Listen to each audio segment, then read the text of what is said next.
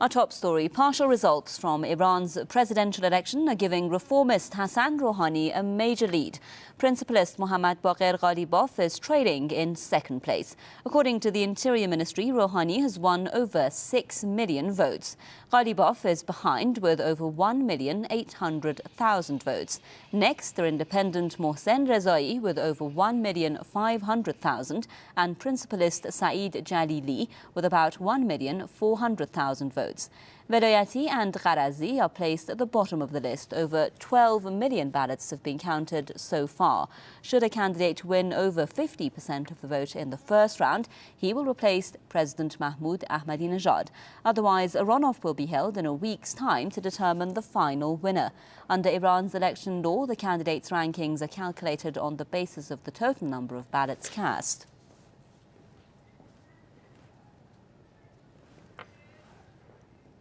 Well, voter turnout in Iran's presidential election has been put at 80%. Long queues of voters were seen outside polling stations across the country until late at night on election day. The Interior Ministry extended the voting time several times on Friday. Over 130,000 ballot boxes and 60,000 polling stations were set up for the elections. Iranians residing abroad also cast their ballots in over 90 countries. More than 50 million voters were eligible to cast their votes. Mr. Kamil Wazni is a political commentator with me now live from Beirut. Let's get his look into the situation here in Iran. Now, Mr. Wazni, we're hearing the figures telling us that some 80% of those who were eligible to vote have taken part in Iran's election process. How do you think the international community is observing Iran's elections? Well, then first I have to congratulate the Iranian people for this celebration. A true democracy, a true value, and energized people. Actually, they did their duties and they went to the polling and they voted. They voted independently, everybody equally, including the leader of the Islamic Republic. He had one vote, one man, one vote. There was no pressure whatsoever.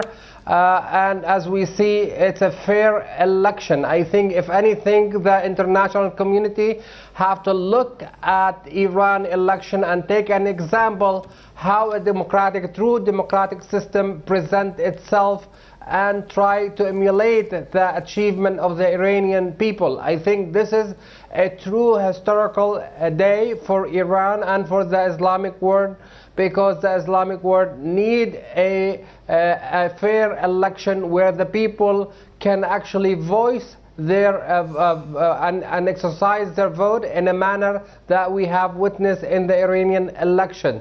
So if the West has to say something, they have to say maybe we short of coming close to the energy and the hard work of the Iranian, and we have to actually see how much the Iranian actually follow the comment by the Ayatollah Khamenei when he urged everybody to go and participate in this democracy. And I think they just did as he did. He was an early riser and he gave his only one vote like every other Iranian in this democratic process, which is actually probably we haven't seen something like this. Yeah, something that's been acknowledged by everyone is that there were a huge number of people who took part in this year's election in Iran. As I said, there figures telling us 80%, but we did see, of course, in our live coverage as well, the long queues being formed, not just in Tehran, but also across the country. A lot of people were saying that the United States pressure on Iran, the sanctions, for instance, are meant to discourage the Iranian people or pit the Iranian people against the ruling establishment. But the fact that we did see this public participation could lead to a revision of that policy. Do you think this is going to prompt the United States or its Western allies to revise their policies on Iran? I think the hostility of the United States toward Iran hasn't started from this election or the previous election. It's against the principle of the Islamic Republic.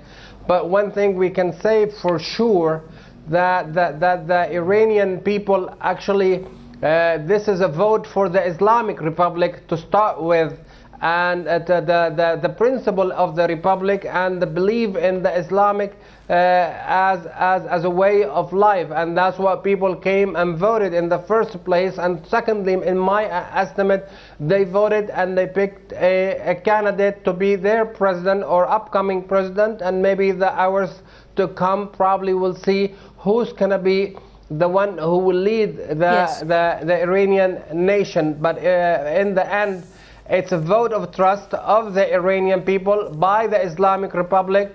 And now I think the international community should respect the wish of the Iranian people. And if the American wanted to deal in a goodwill, then they have to actually start lifting these sanctions against Iran, because I think the Iranian people, they show they like their country and they respect democracy, and they want to be participant in the decision making of their country. Thank you very much, Mr. Kamel Wazni, political commentator, with us there live from Beirut with his thoughts.